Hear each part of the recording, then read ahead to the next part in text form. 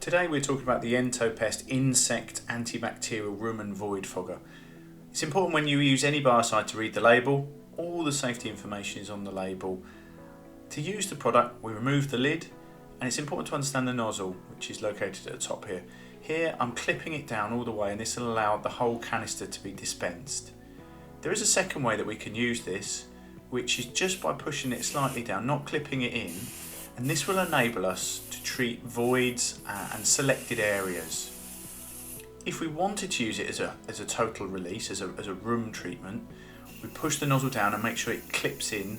This will empty the whole contents of the canister into the room. A canister like this will treat about 100 meters cubed and contains 90% alcohol. It's important to leave the room while the treatment is going on and not to re-enter for at least 15 minutes after the treatment time. This is the Entopest Insect Infestation Antibacterial Room and Void Fogger.